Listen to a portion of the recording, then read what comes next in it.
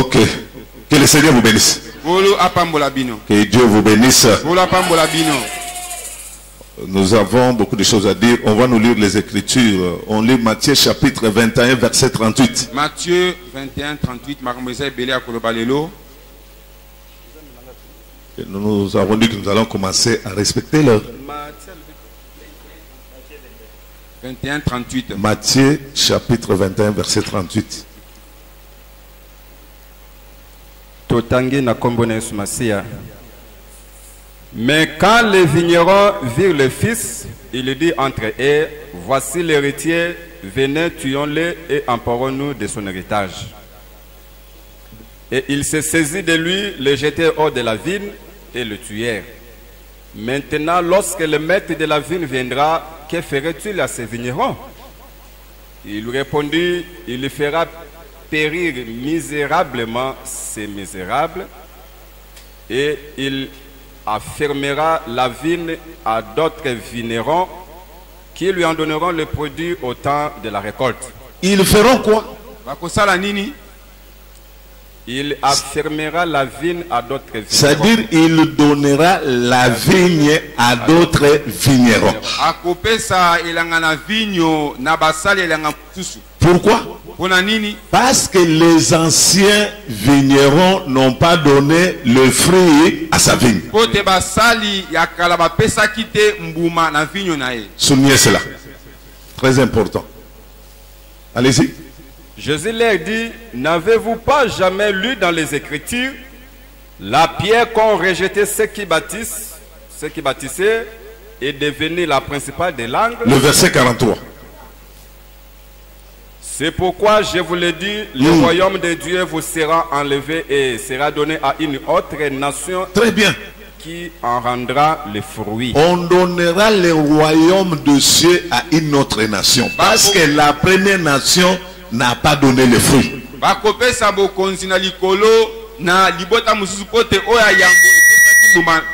Daniel chapitre 5, le verset 5. Daniel 5, verset 5. Le verset 5. Daniel chapitre 5, le verset 5. Nous allons sauter certains versets. Allez vite. En ce moment apparurent les doigts d'une main d'homme et ils écrivirent en face du chandelier sous la chaude de la muraille du palais royal. Le roi vit cette extrémité de la main qui écrivait. Alors le roi changea de couleur et ses pensées le troublèrent. Les jointures de ses reins se relâchèrent et ses genoux se heurtèrent l'un contre l'autre. Le verset 12. Parce qu'on trouva chez lui, chez Daniel, nommé par le roi Belchassar, un esprit supérieur de la science et de l'intelligence. Un esprit supérieur de la science et de l'intelligence.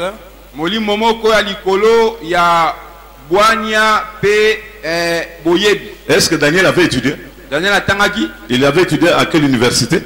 Est-ce qu'on parle de la science ici? Il a étudié dans quelle université? Pour avoir la science. Daniel avait l'esprit supérieur de l'intelligence et de la sagesse. Si c'était notre contemporain,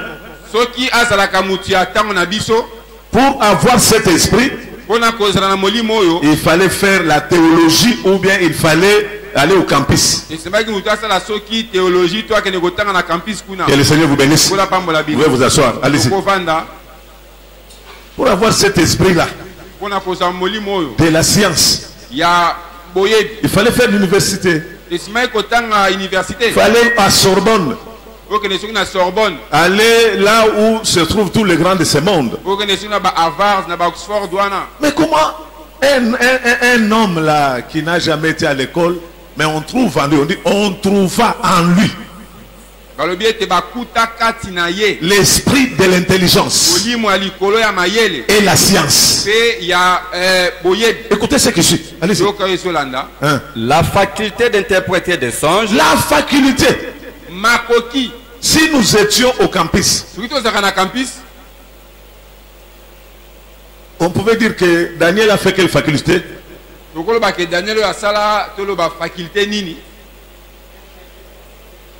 Donc, si nous étions au campus aujourd'hui, qu'allons-nous dire que Daniel a fait quelle faculté? Non, non, pas de droit. Philosophie. Bon, les droits aussi, hein. On peut interpréter la loi, bon, tout ça, mais ici, c'est... Oui, c'est ça. Il a fait la philosophie. La faculté d'interpréter les songes. Et quoi encore? D'expliquer les énigmes. L'expliquer les énigmes. Allez-y. Et de résoudre les questions difficiles.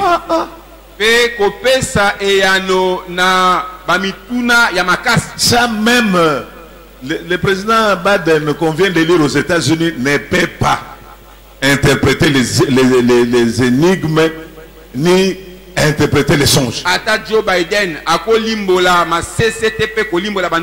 Il y a seulement que Daniel qui a cette capacité-là. Allez-y, ça c'est même pas notre problème. Allez-y, avance, verset 16. C'est pas ça notre problème. J'ai appris que tu peux donner des explications et résoudre des questions difficiles. Maintenant, si tu peux lire cette écriture et m'en donner l'explication. Papa, on lit l'écriture et puis on donne l'explication. Ou bien on voit l'écriture et on donne l'explication. On doit d'abord lire l'écriture et après on donne l'explication. Allez-y. Tu seras revêtu de pourpre, tu porteras un collier d'or. Ça, c'est pas notre problème. Et tu auras le troisième verset, dans le verset 43. Donc plutôt 27. C'est là où se trouve notre thème. Tu prends le verset 26 et 27, tu sors les thèmes là-bas. Et voici l'explication de ces mots. Comptez, Dieu a compté ton règne et il a mis fin. Pesé, tu as été pesé dans la balance et tu as été trouvé léger. Bon, prends maintenant, prends les deux versets. Tu as le verset 27 et 26. Tu as déjà lu. 26, bon, sors le thème, toi les lecteurs. C'est toi qui vas nous sortir le thème de ce matin. Tu prends le verset 26 et le verset 27. Tu donnes les thèmes. Allez-y, fais vite, on n'a pas assez de temps.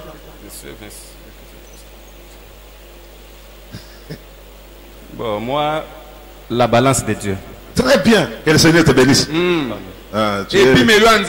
Ce n'est pas pour rien que tu es le fils des prophètes. La balance de Dieu. Mais tu mets ça en arméen. Amène ça maintenant, parce que ça c'est en français. L'écriture c'était en arméen. Tu donnes les thèmes en arméen maintenant. Parce qu'il faut respecter l'écriture, c'est en arméen. En arméen, qu'est-ce qu'on dit? C'est facile. Voilà. Bon, en ordre, hein papa? Tu disais quoi? C'est facile. Percé, tu es allé au-delà. Alors, pardon, vous me prenez dès que le point barre. On ne va pas parler de pharisiens parce que je n'ai pas le temps. Est-ce que dans le verset 27 et 26 et 27, on a parlé de pharisiens? 26, 27, non. Pharisiens, c'est le verset 28. Moi, je prends seulement les deux versets. Nous allons parler ce matin de mene tekele. C'est là où nous nous arrêtons. Mais les gens ont toujours mene tekele farci. Ça c'est l'erreur de notre frère Louis II. Si tu vois, ce n'est même pas farcir comme nous disons là. Bon, ça, mais en réalité, on lit mene tekele, hein? Farzan, pas farcir. Là, il faut mettre les choses en ordre. Que le Seigneur vous bénisse. Mettez-vous convenablement. Que le Seigneur vous bénisse. Amen. Est-ce que nous pouvons acclamer convenablement, correctement pour la lecture de la parole de Dieu?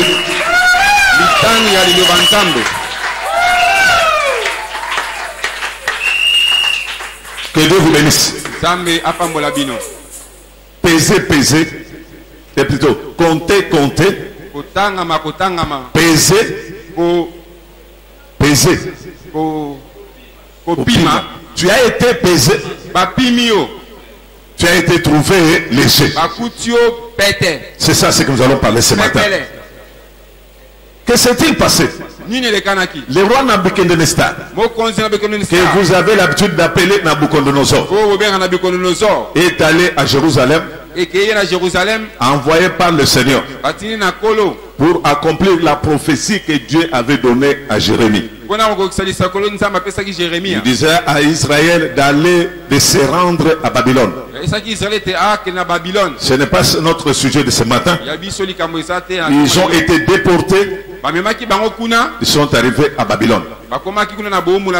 Et parmi les fils d'Israël qui sont allés à Babylone, il y avait 3 fils de Juda.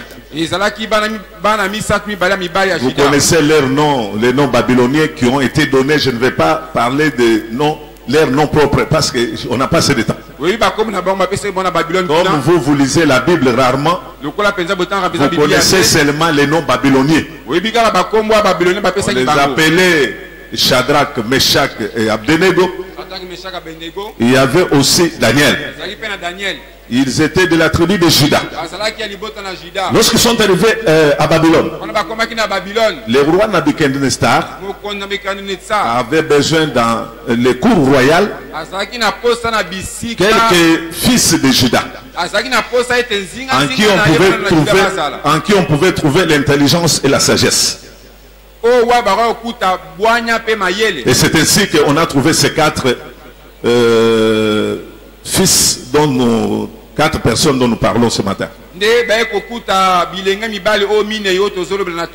Vous connaissez l'histoire, il faut aussi lire la Bible. Ce n'est pas à moi de lire la Bible à votre place. Moi, je dois tout simplement interpréter. Du temps du roi Nabucodonosor, il a fait un songe.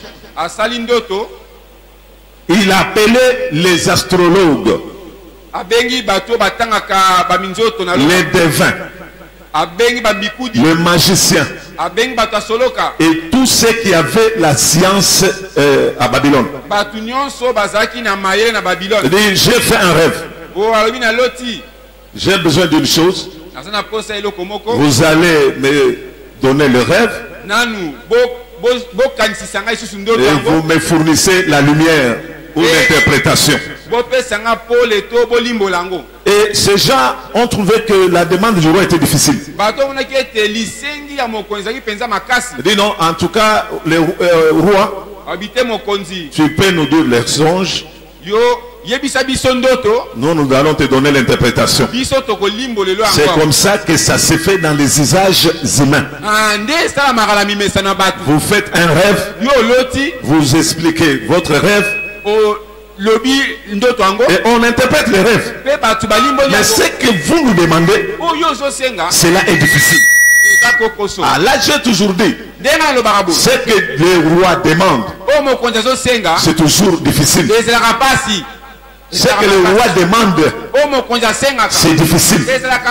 Difficile pour le peuple. Mais entre le roi et le peuple, il doit y avoir un intermédiaire. Celui qui écoute la voix de Dieu ou qui écoute la parole de Dieu, il l'interprète et donne l'explication au peuple. Et à Babylone, il n'y avait que le magicien qui pouvait faire cela. Mais concernant ces songes-là, ils n'ont rien fait. Ils étaient incapables de fournir les explications. C'est ainsi que le roi s'est fâché. Et comme vous n'êtes pas en mesure d'interpréter les songes, vous allez tous périr. Là, je comprends une chose. Là où on n'est pas en mesure d'interpréter les songes, ce peuple-là est exposé à la mort.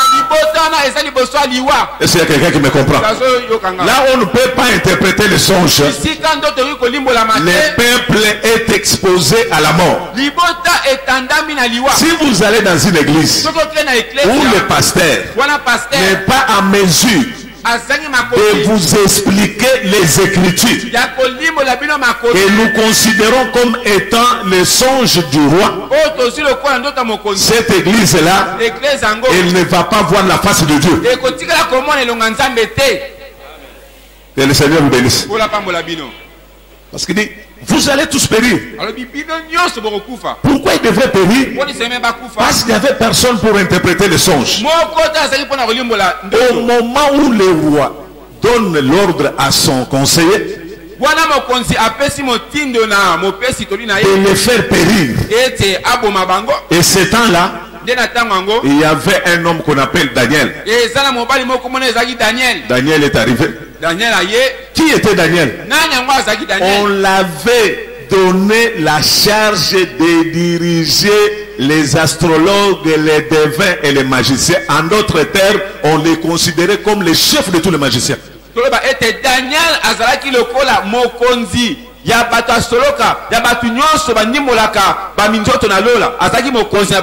Il était comme leur chef. Cette loi-là les considérait aussi et les concernait aussi. Il allait aussi périr.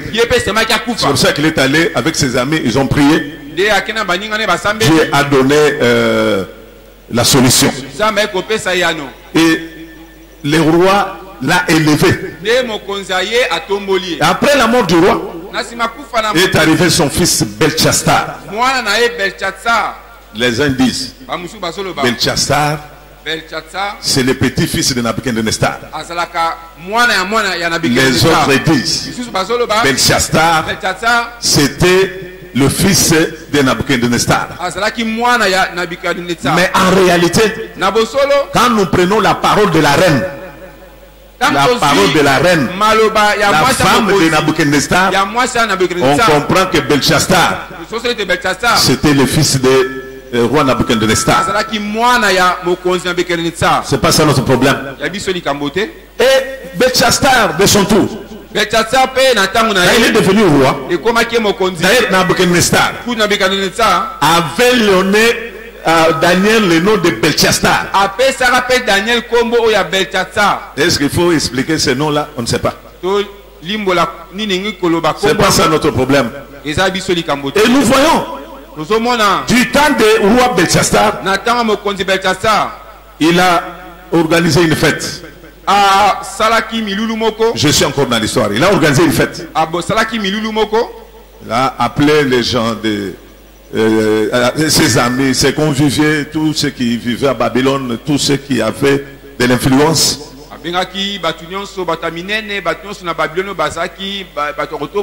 Ils ont festoyé. Il a utilisé les styles qu'on utilisait dans le temple de Dieu.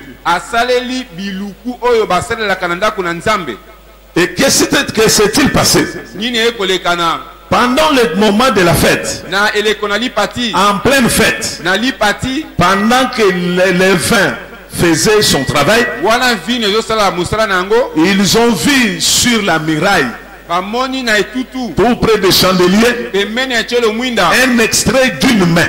Pas toute la main. L'extrait d'une main qui écrivait à la muraille. Ils ont vu l'écriture sur les murailles. Depuis que je suis né, je n'ai jamais vu une simple écriture qui change le visage du roi et une seule écriture qui tue le roi. Je n'ai jamais vu. Que le Seigneur vous bénisse. Je n'ai jamais vu une écriture qui tue le roi. Il a lu et il est mort. Non, je vous dis la vérité. S'il vous plaît. Une écriture qui écrit à la muraille. Et le roi, il n'avait même pas lu. Il a vu. Ici, le roi n'a pas lu, mais il a vu.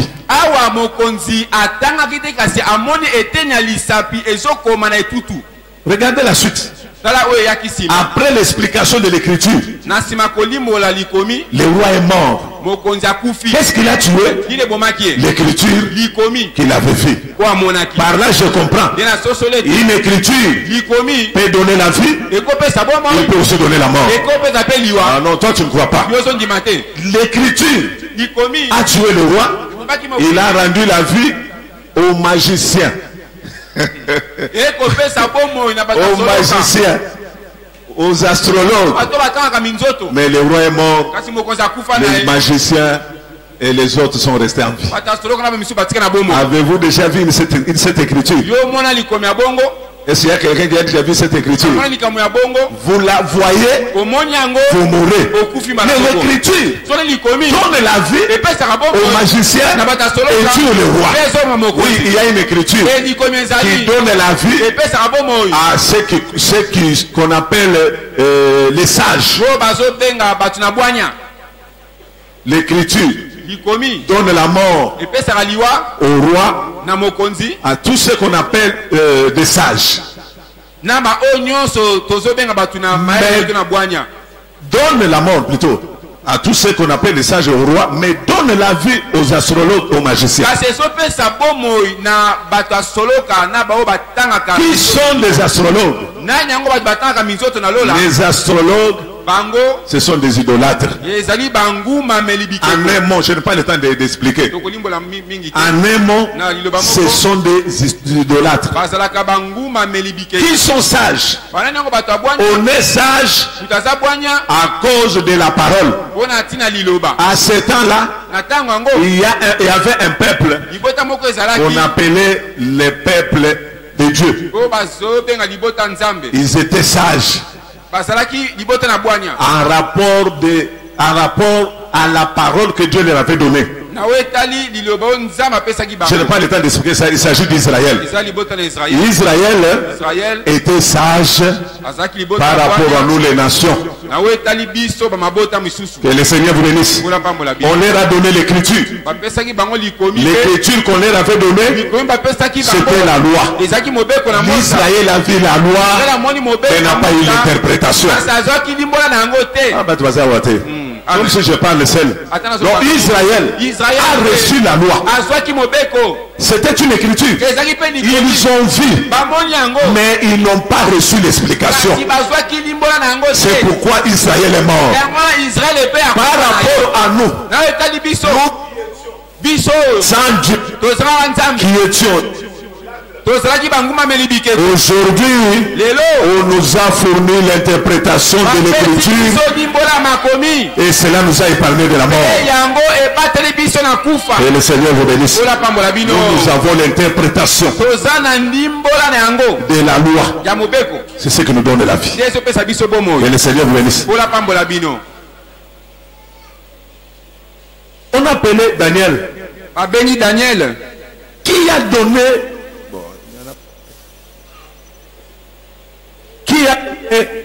les témoignages de Daniel à Belchassar? C'était la reine, la femme de Nabucodonosor. Bien aimé, tu souffres, tu as des problèmes, tu dis qui peut m'aider, qui peut me secourir? Je n'ai personne qui peut parler pour moi. Laisse-moi te dire, il y a quelqu'un qui te connaît. Il te connaît plus que toi-même. Celui-là a ton témoignage. Il parlera de toi devant les grands de ce monde. Est-ce qu'il y a quelqu'un qui me comprend? Il parlera de toi. Même si on ne te connaît pas, même si on t'a oublié. Comme le monde est fait des ingrats, qui oublie les bienfaits, mais il y a quelqu'un qui n'oublie pas les bienfaits. Celui-là, c'est le Saint-Esprit. Il parlera de toi. Il parlera de toi. Il donnera ton témoignage. Et les gens croiront à ce témoignage-là. Daniel était oublié. Mais là a fait le témoignage de Daniel. connaissait très bien Daniel. Il dit, fils, du temps de ton père, il y a quelque chose qui est arrivé. Ton père voulait faire périr tous les magiciens. Mais tu risques de commettre la même bêtise. Je te vois dans cette réunion avec le magicien, les astrologues. Tu cherches à ce qu'ils te donnent l'interprétation. Mon fils, écoute ma parole. Un astrologue, il peut faire le miracle. Un astrologue, il peut chasser les démons. Il peut chasser les maris de nuit. Il peut faire tomber les champs. Il peut vous donner de l'eau. Et il peut te délivrer. Fils, un astrologue peut faire des miracles. Il peut guérir. Mais mon fils, écoute. Un astrologue, un féticheur, un magicien, il peut tout faire.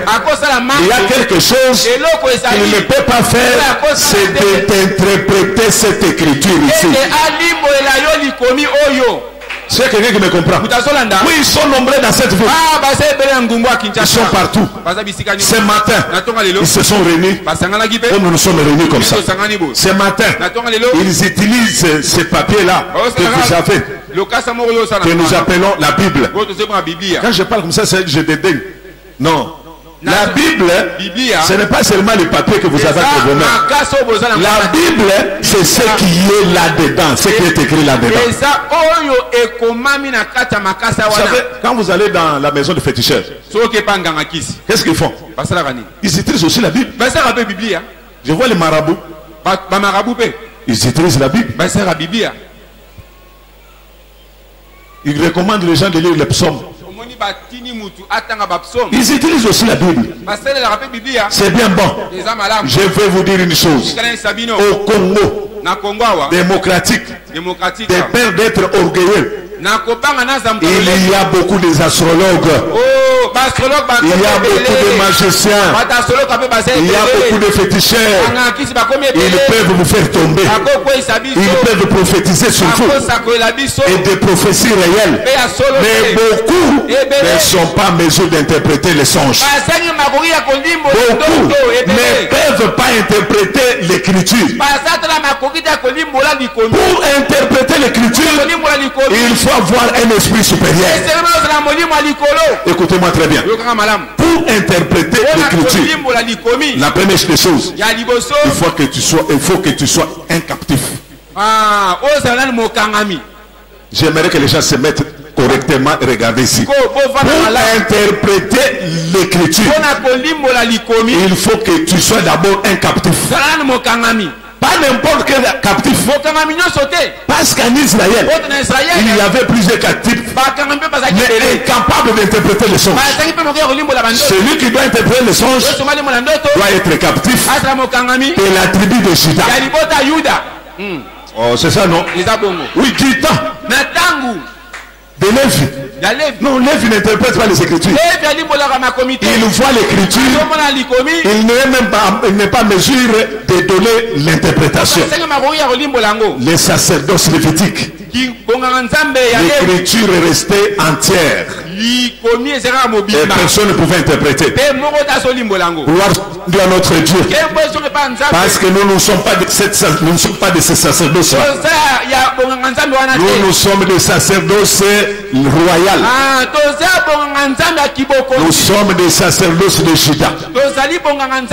Dans les sacerdoces de Juda, on peut interpréter les songes et donner les explications.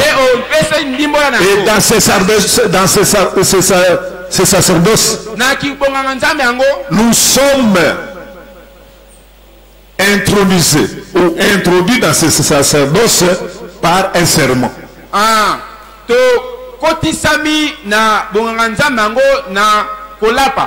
Il a été établi selon l'ordre de Melchisedec.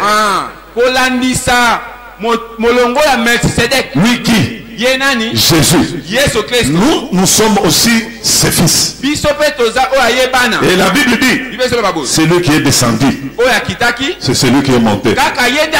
En montant, il a amené il a fait les dons aux hommes.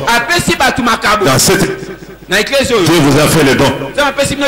Non pas d'avoir beaucoup d'argent, non pas parce que vous êtes, je ne sais pas comment, les dons que Dieu vous a donnés dans cette église. Il vous a donné un captif.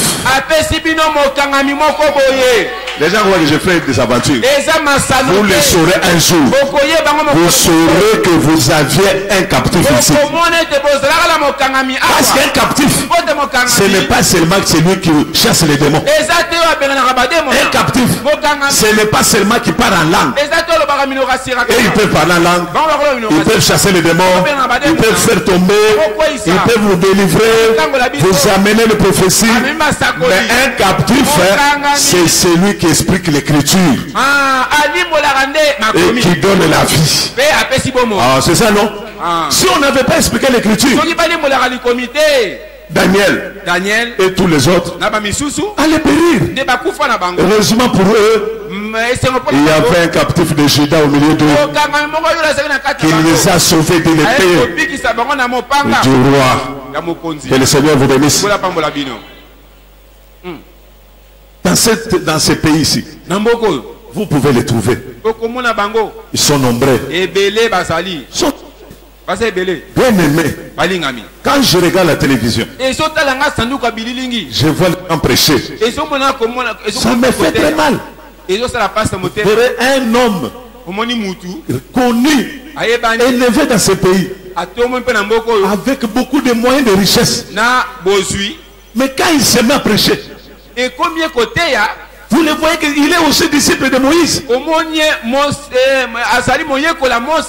de gens, beaucoup des hommes de Dieu, ce sont des disciples de Moïse. Ce que faisait Moïse, Moïse prenait le rouleau, il lisait, il lit. Après avoir lu, le peuple disait Amen. C'est ça le culte de Moïse. Le culte de Moïse, c'est là on fait les commentaires sur les Écritures. On associe avec la science de Dieu. On prend l'écriture, on commence à faire les commentaires. Non, l'écriture est inspirée par Dieu pour donner la lumière. Parce qu'on a dit la lumière, la science, la faculté d'interpréter.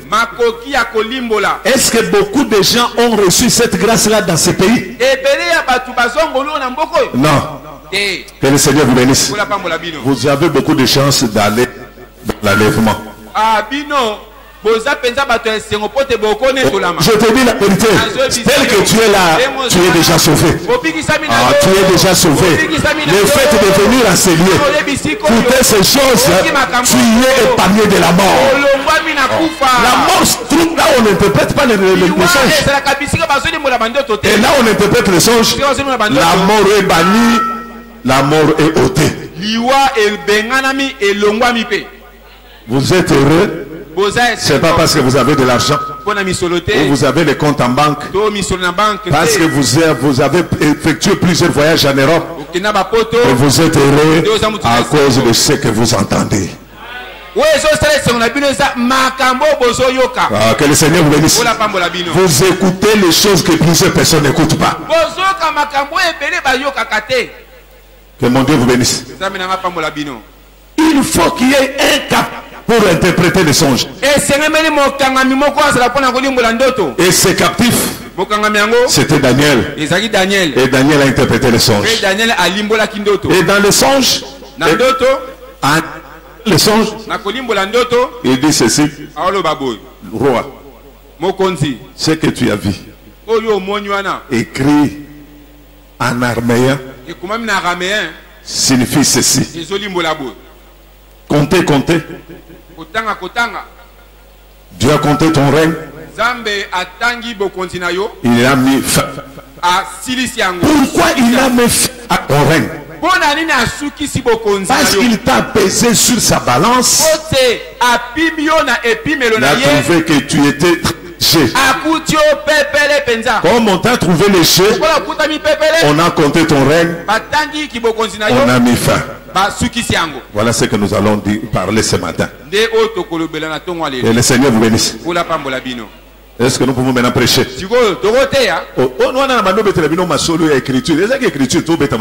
Est-ce que nous pouvons maintenant prêcher?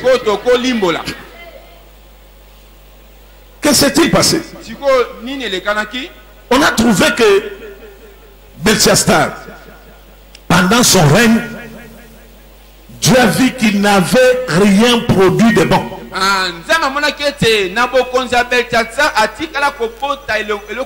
Et pourtant c'est Dieu qui l'avait établi au roi à Babylone.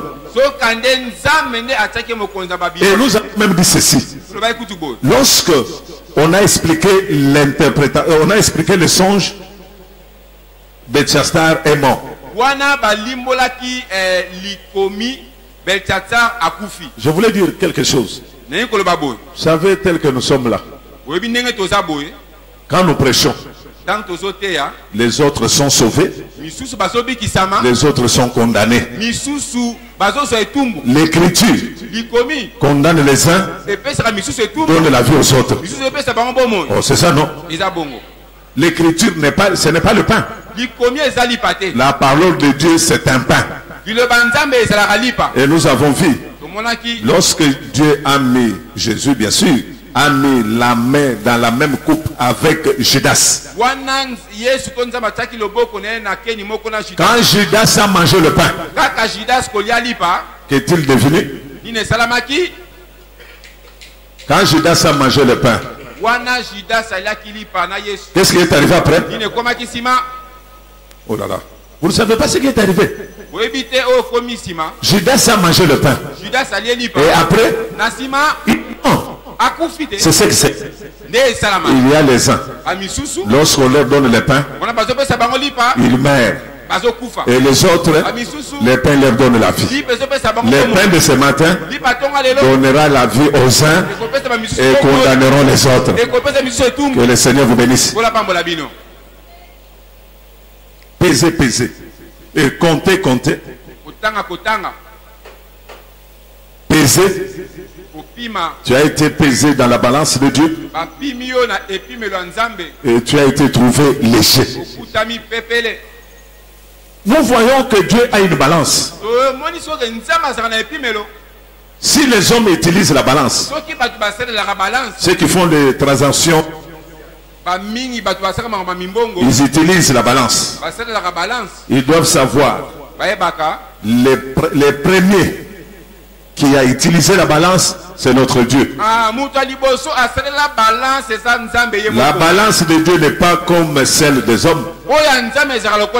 La balance de Dieu n'est pas physique comme ça. On ne voit pas à l'œil nu. Mais la balance des hommes, on peut à partir de nos yeux voir, parce que la balance des hommes est physique. Alors la balance de Dieu, c'est quoi au juste? La balance de Dieu. D'abord, j'ai posé la question. La balance de Dieu, ça peut être quoi selon vous?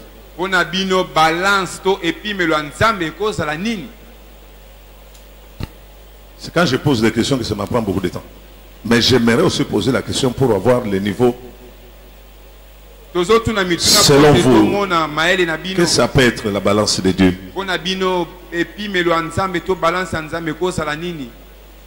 Très bien. Bobé, tu n'as pas abonné Maboko. Non, c'est ça. Que Dieu te bénisse. C'est ça. Vous avez pris le temps. La balance de Dieu, c'est le jugement, papa. C'est ça. Il n'y a pas autre chose. La balance de Dieu, c'est aussi le feu. C'est ça ce que nous allons parler ce matin. La balance de Dieu, c'est le jugement. Non, il a bien parlé. Nous avons lu en Matthieu, là où nous avons commencé notre l'écriture. l'autre lecture. On nous a parlé du champ. On nous a parlé des travailleurs qui étaient loués à ces champs-là. Et on nous a parlé aussi des maîtres du champ. Et ceux qui travaillaient dans les champs. On n'a pas de temps, c'est toute une prophétie. Et les prédicateurs qui nous ont prêché le mercredi avaient touché aussi à cela. Que s'est-il passé? Dieu avait un champ. Dans ce champ-là, il a loué les services. Il a loué les services. Il a mené certains serviteurs qui travaillaient dans ce champ. Et le champ, c'était Israël, comme on l'a dit. C'est Israël qui travaillait dans ce champ-là. Il était le champ, en même temps il travaillait dans le champ. Et la volonté de Dieu était que ceux qui travaillaient dans sa vigne puissent donner le fruit au temps de la moisson. Comme vous savez tous, les cultivateurs, lorsqu'ils défrayent le champ, c'est pour avoir le produit.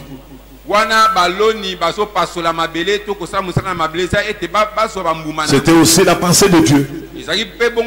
Israël, comme champ, devait donner le fruit. Et Dieu a fait ce qu'on nous a dit le mercredi, Ésaïe chapitre 5. Dieu a arrangé les champs, il a sarclé, il a fait tout, il a arrosé les champs, mais les champs n'ont pas pu produire.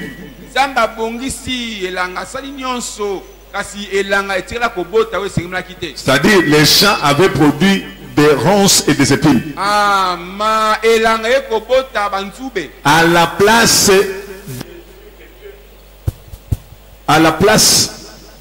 des fruits que Dieu attendait. Et au moment de la récolte, Dieu a envoyé son fils, je vais directement, avec sa balance, pour récupérer les produits du champ. Vous savez ce qui est arrivé? On l'a pris, on l'a amené en dehors du champ, on l'a tué. Qu'est-ce que Dieu a fait? Il s'est fâché.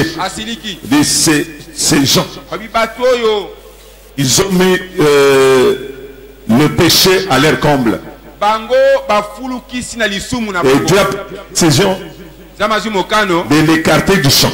Il a ravi le champ. Il a donné à un autre peuple pour le micro ici n'est pas bon.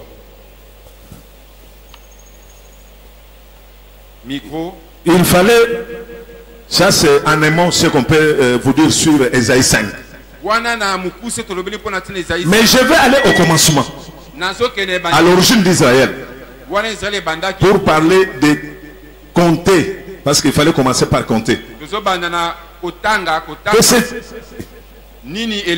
Les 400 ans que Israël a fait en Égypte, Dieu ne les comptait pas. Dieu n'a pas compté les 400 ans.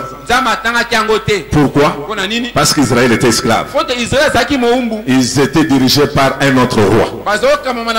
Ils étaient esclaves de Pharaon.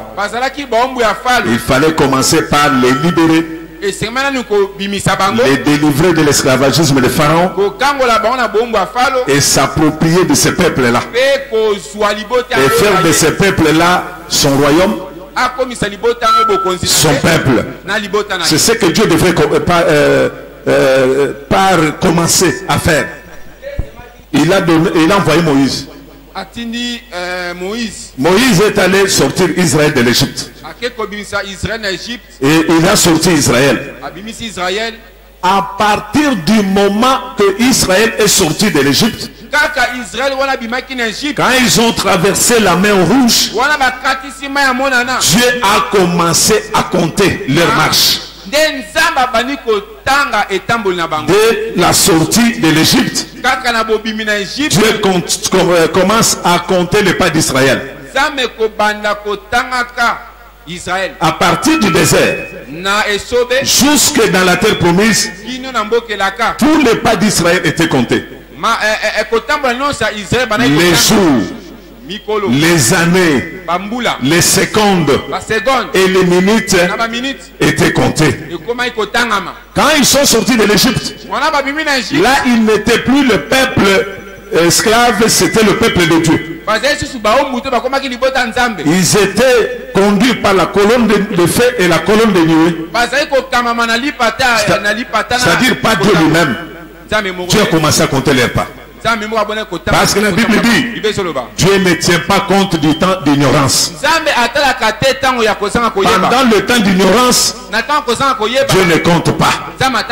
Dieu compte après la délivrance. C'est lorsque la délivrance arrive que Dieu peut commencer à compter les pas de quelqu'un. Il y a quelqu'un qui me comprend? Dieu a commencé à compter les pas. Du désert, au-delà de la mer Rouge, jusqu'en Cana, Dieu comptait leurs pas. Dieu comptait leurs œuvres. Et je peux dire ceci. Jean-Baptiste, Dieu a commencé à compter ce peuple. Pourquoi? Parce qu'il leur avait donné la loi. La loi pour eux était un pédagogue.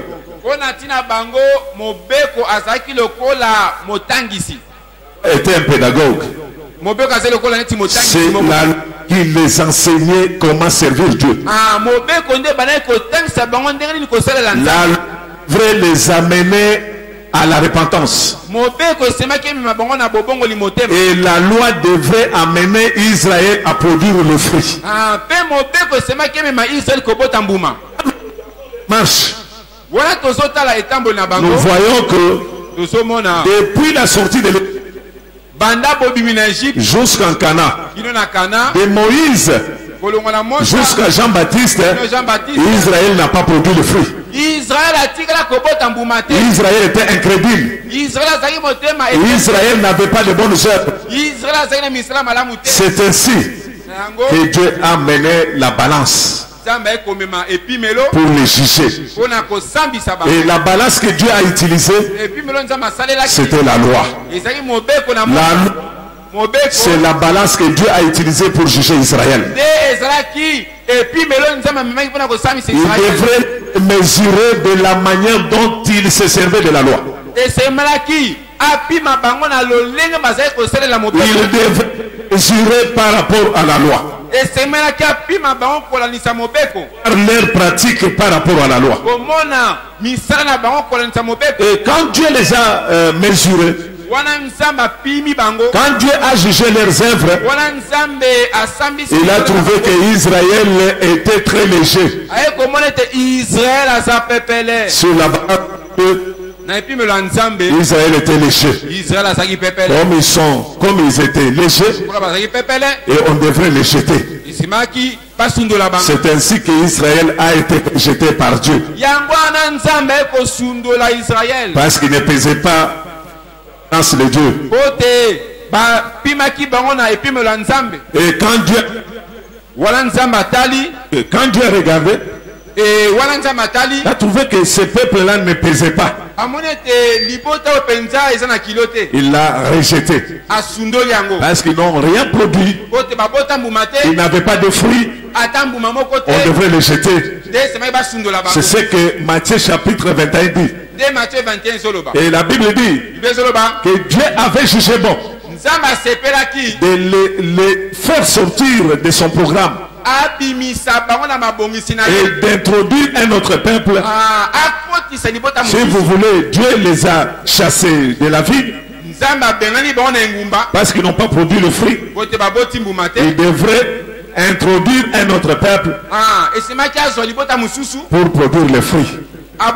Pourquoi Israël a été rejeté? C'est parce qu'il n'a pas produit le fruit. Parce qu'il ne pesait pas dans la balance de Dieu.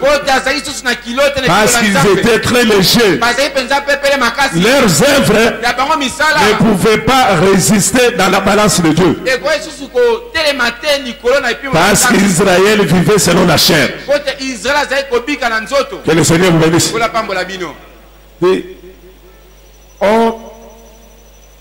On prendra la vie, on la confiera à d'autres vignerons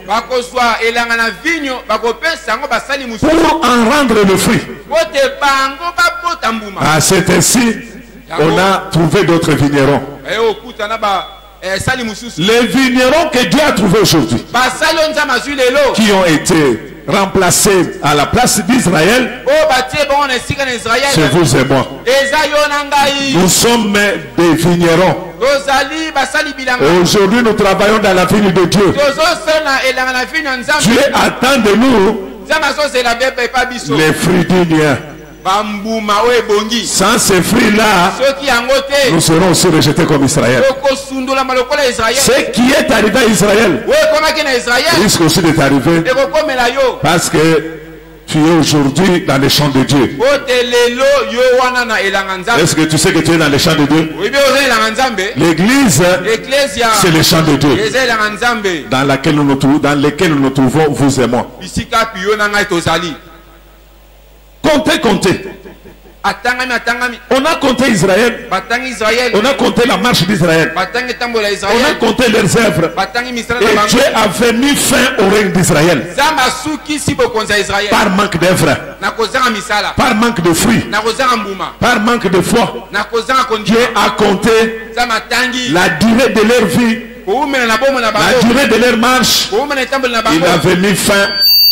C'est ainsi qu'il est allé chercher un autre peuple. Il nous a trouvés, nous sommes là. L'appel d'Israël, c'était un appel collectif. Quand Dieu pèse, il ne pèse pas les individus, mais il pèse Israël comme nation. Israël a été pesé comme une nation. Il a été trouvé léger. Que le Seigneur vous bénisse. Mais ton appel et mon appel est différent de celui d'Israël. Ton appel, mon appel est comparable à l'appel d'Abraham. Abraham a été appelé individuellement. Il est sorti de son pays. Lui et sa famille. Lui et sa femme. Dieu les a appelés. Ils sont sortis. C'est là aussi, c'est ce que Dieu fait aujourd'hui dans l'église. L'appel est individuel. Quand est-ce que Dieu commence à compter la marche de chacun? C'est lorsque nous naissons de nouveau. C'est à partir de la naissance, à partir, je peux dire, de notre conversion, que Dieu commence à compter nos pas. Parce que la Bible dit, Dieu ne tient pas compte des temps d'ignorance. Bandeko na ezo ebisa bino boyi mukolo moko bokolela lelo boyo mukolo moko. Vous ne savez pas ce que Dieu peut faire avec nous l'année prochaine. Soit ebisinga na lungwana kende nakiti bomuni batu bayeli bino kanga simba pamba et les fils des prophètes vont supporter Maman. Ils vont faire quoi? Ça sera un désert. Église sans ministère, c'est une église morte. Que le Seigneur vous bénisse. Ce que nous vous prochons ce matin, c'est pour la vie. D'ailleurs, nous avions dit dès le début que la parole donne la mort aux uns et donne la vie aux autres. Elle donne le sommeil aux uns et les autres écoutent attentivement. Ceux qui écoutent attentivement, ils seront bénis. On n'est sauvé par la parole. Nous disons ceci. Dieu ne tient pas compte du temps d'ignorance. Dieu ne compte pas pendant que le peuple ou pendant qu'un individu vit dans l'ignorance. Dieu compte à partir du moment où il accorde à la personne la lumière. Lorsque vous recevez la lumière, lorsque vous êtes délivré, à ce moment-là, Dieu commence à compter tes pas. Lis-moi quelque chose là. Psaume chapitre, ça doit être 56. 6. Bon, tu lis 9. Psaume 56, verset 9. La première phrase là seulement. Phrase à Liboso. Tu comptes les pas de ma vie errante. Tu comptes les pas de ma vie errante. Qui dit ça? Qui dit ça? David. Il dit quoi? Que Dieu compte ses pas. Il se réfère aussi à Job. Job dit que la vie d'un homme, il dit quoi? Et d'une courte durée. Et puis agité. Et David dit, Dieu, tu comptes les pas de ma vie errante. Ah, ça c'est du temps de David. Là, il était en train d'errer. Mais pour vous et moi, après notre délivrance, après avoir écouté la parole du salut, à ce moment-là, Dieu compte nos pas. Depuis le jour où tu as créé en Jésus-Christ, sache que Dieu a commencé à compter tes pas. Ça peut partir du jour où tu as créé en Christ jusqu'à ta mort. Ça peut aussi aller du jour où tu as créé en Christ jusqu'à l'enlèvement. Dieu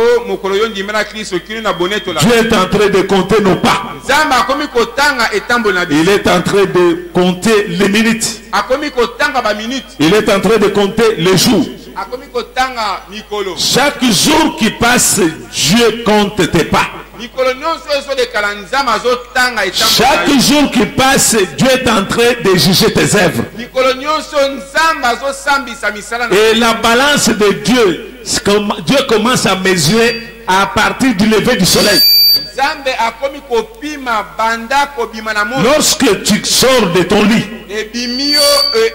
tu commences ta journée, Dieu commence à compter tes œuvres que tu fais pendant la journée. Du matin jusqu'au soir, Dieu a une balance. Il est en train de mesurer les œuvres de chacun.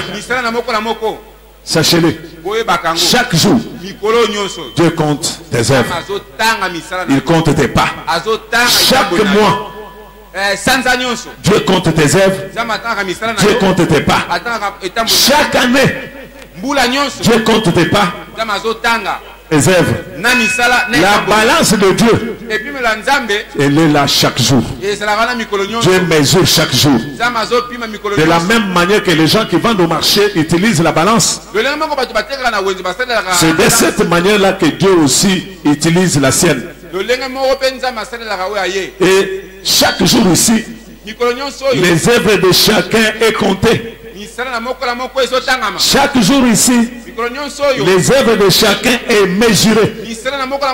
La durée de la vie de chacun sur cette terre est comptée. Je ne sais pas s'il te reste encore combien de temps.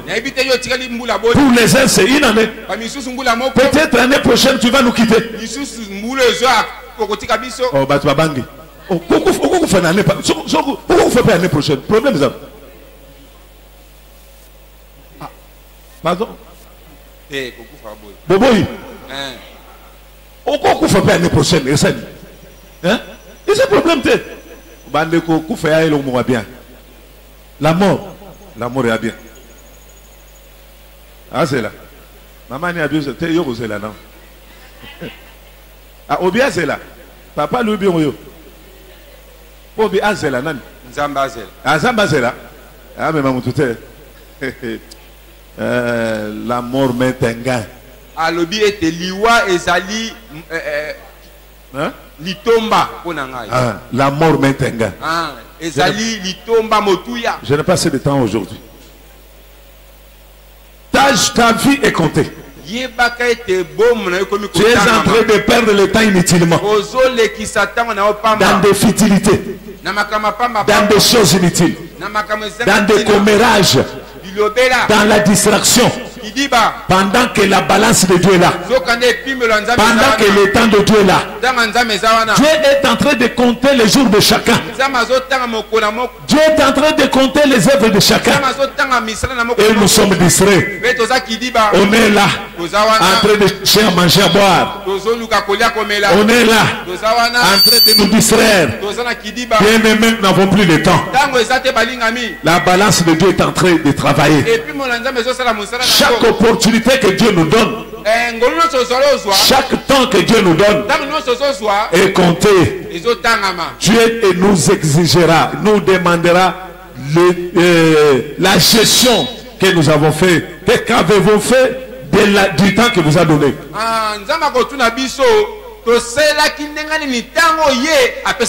Les jours sont comptés. Achetez le temps car les jours sont mauvais. Et dans la balance de Dieu, on ne sait pas si, avant d'en arriver, parce que je n'ai pas assez de temps, je commence à sauter certaines choses parce que je suis en train de me battre pour terminer à temps. Je vous épargne de beaucoup de choses. C'est un enseignement, mais dans quelques minutes, je passe pas et je saurai à mesure de dire tout ce que je devrais dire. Nous disons que le temps est en train de passer. Examine ta vie. Depuis que tu as crié au Seigneur. La moussa papa was à côté. Parce que je veux que le message soit le cas. C'est très important. Les gens croient qu'ils ont encore le temps. Les gens sont en train de se distraire. Examine ta vie. Depuis que tu as crié au Seigneur jusqu'à aujourd'hui, ça fait combien de temps? Je voulais poser la question. Qui ont déjà fait 10 ans dans le Seigneur qui lèvent les doigts?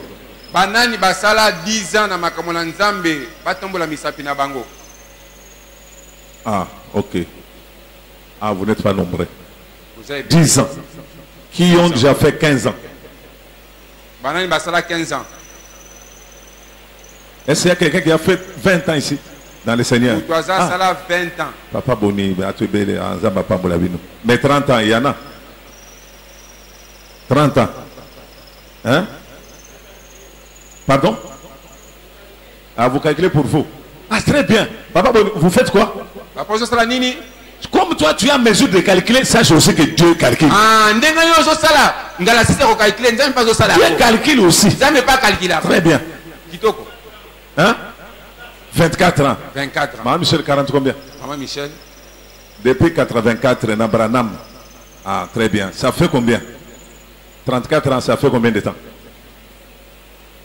Mais au Pengote, moi je parle de quelqu'un qui a commencé et qui demeure. Très bien. Beaucoup de gens ont fait plusieurs années ici. Si Dieu vous met dans sa balance, il met vos œuvres. Depuis les jours où vous avez cru, aujourd'hui, comment sera votre balance? La mesure sera combien? Et c'est quelqu'un qui peut me répondre? 20 ans, 10 ans, 15 ans, 5 ans. La balance est déjà là. Chacun doit examiner.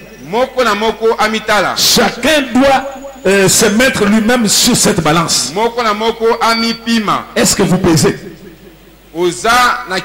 Est-ce que tes œuvres pèsent? C'est ça le problème. Mais s'il arrive, comme vous ne voulez pas mourir, mais la mort, quand elle vient, elle n'avertit pas. Mais supposons que vous mourrez aujourd'hui dans la balance de Dieu.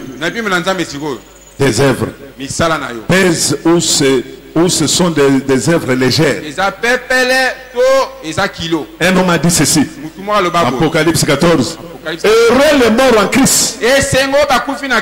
Suite. Car leurs œuvres les suivront. Mais s'il arrive que Dieu t'appelle aujourd'hui, qu'est-ce qui va te suivre? L'impudicité, l'ivrogne, la têtudesse, l'orgueil, le mensonge, l'incrédulité, la méchanceté. C'est ça les œuvres qui vont te suivre.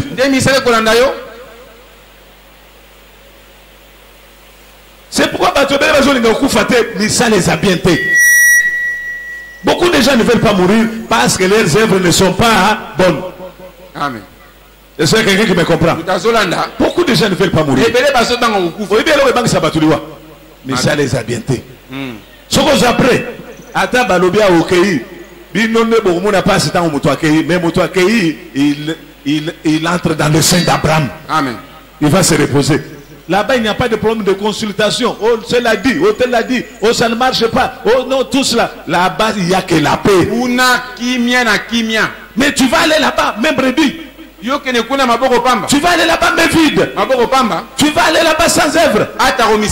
S'il arrive, comme vous craignez la mort, et Jésus revient aujourd'hui, nous allons partir. Est-ce que toi, tu vas partir? Tu iras ou tu n'iras pas. S'il faut que tu ailles, est-ce dans la balance de Dieu? Tu pèses. C'est ça le problème. Quelles sont les œuvres que tu as? Quelle œuvre? Vous me lisez Ecclésiaste chapitre 12 verset 16. Ecclésiaste 12, 16. Il me reste un peu de 15 minutes, je vais aller jusqu'à 5. Fais vite. Pour aussi, c'est mon mignon sur la 12 heures. Car Dieu amènera toute œuvre en jugement. Dieu amènera toute œuvre en jugement. Quelles sont ces œuvres-là? Au sujet de tout ce qui est caché, soit bien, soit mal. Dans la balance de Dieu, on mesure les biens et les mal. Je prends un exemple. Aujourd'hui, s'il faut qu'on mette fin à ta vie, il faut que tu ailles à l'enlèvement. La balance est là. Le bien et le mal. Examine-toi. Tu te connais très bien. Amen. Amen. Regardons-nous en face. La balance est là. S'il faut, après avoir compté, si Dieu veut maintenant mesurer, si on veut mesurer tes œuvres, les biens et les mal, qu'est-ce qui va peser? Les mal. Ah, merci papa pour la sincérité. Ce qu'il dit ici, c'est ce qui fait, j'allais dire quelque chose mais je ne vais pas le dire, la plupart des gens, la balance se penchera au mal. Si Dieu vient peser chaque famille ici, si Dieu veut peser chaque foyer ici, si Dieu vient peser cette église, dans cette église, la balance se penchera au mal. Au milieu de nous, la plupart des gens n'ont pas de bonnes œuvres. Amen. J'ai dit la vérité. Il y a beaucoup de gens qui vivent dans le mal. Le mal pèse beaucoup. Il se promène avec un fardeau. C'est pourquoi la plupart des gens, leur dos est courbé. Ils ont le fardeau. Dans la balance de Dieu, le mal pèse beaucoup que le bien. Que le Seigneur vous bénisse. Beaucoup, c'est le mal qui pèse. C'est ainsi, aussi longtemps que vous sortez, ou bien vous ne pesez pas Dans la balance de Dieu, Dieu ne va pas te bénir. Beaucoup de gens ne sont pas bénis parce que dans la balance de Dieu, ils sont légers. Ils sont légers. Dans la balance de Dieu, beaucoup sont légers. Les mal pèsent que le bien. Dieu pèse les églises. Écoutez, Apocalypse chapitre 2 verset 19. Allez-y. Apocalypse 2, 19. Apocalypse chapitre 2 verset 19. Dieu pèse les églises, il pèse les foyers, il pèse la nation. Même notre nation est pesée par Dieu. Dans cette nation, en tout cas, les mal pèsent beaucoup que les biens. Les assassinats, les vols, les détournements des deniers publics, la jalousie, les poisons, les calomnies, qu'est-ce que je peux dire? La méchanceté, manque d'amour dans ces pays plein de mal. Les pays où les gens prient, il y a 80% ou 70% de gens qui prient. Mais il faut regarder comment les gens vivent. Le mal a pris de l'ampleur à tel point que la balance, dans la balance de Dieu, ces pays ne pèsent pas. C'est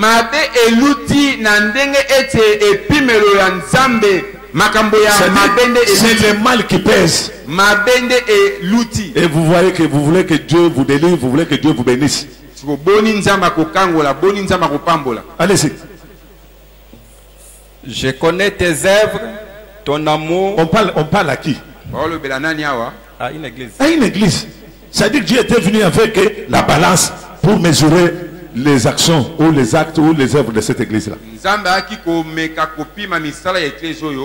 Ton amour, ta foi, ta fidèle service. Je connais ton amour, ta foi. C'est-à-dire qu'il a mesuré dans la balance. Maintenant, il est en train de donner les rapports final du travail qu'il avait fait dans cette église-là.